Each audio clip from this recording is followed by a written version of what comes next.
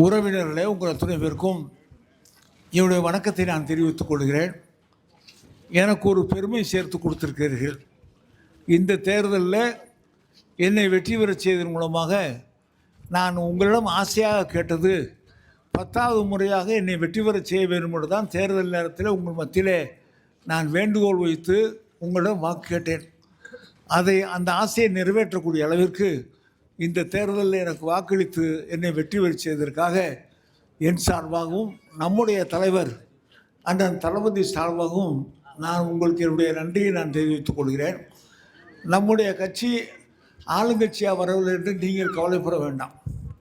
விரைவில் அதுக்கு ஒரு மாறுதல் வரும். அந்த மாறுதலை நாம் எதிர்பார்த்து கொண்டிருக்கிறோம். அந்த மாறுதல் வருகிற நேரத்தில் மீண்டும் தமிழ்நாட்டில் திராவிட முன்னேற்ற கழகத்துடைய ஆட்சி வரும், நம்முடைய ஆட்சி வரும்.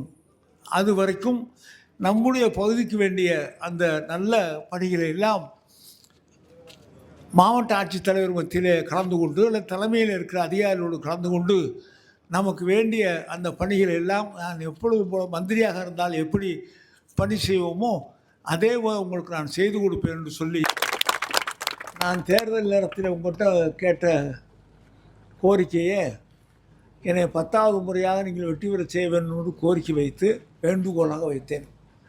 அதை ஏற்றுக்கொண்டு நல்ல முறையில் நம்முடைய ஊரில் எனக்கு வாக்களித்ததற்காக நான் நன்றியை நான் தெரிவித்துக் கொள்கிறேன். இது என்னுடைய ஊர், என்னுடைய சொந்த ஊர். இந்த ஊரில் இருக்க அத்தனை பேரும் எனக்கு உறவினர்கள், எனக்கு வேண்டியவர்கள். உங்களுக்கு வேண்டியவர்கள் எல்லாம் நம்ம ஆளுங்கட்சி இல்லை என்று நினைக்க வேண்டாம்.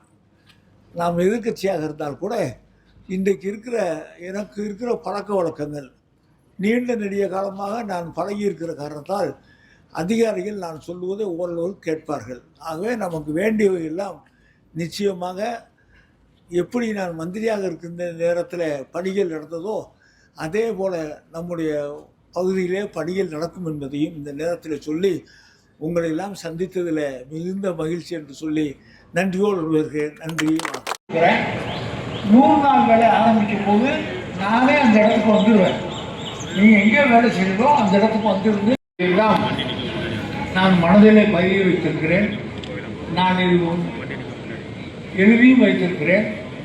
நாம் ஆளுங்கட்சியாக இல்லை என்று நீங்கள் பயப்பட வேண்டாம். தொடர்ந்து உங்களுக்கு வேண்டிய பணிகள் எல்லாம் நான் நிச்சயம் செய்து கொடுக்கிறேன் என்று சொல்லிக்கொண்டு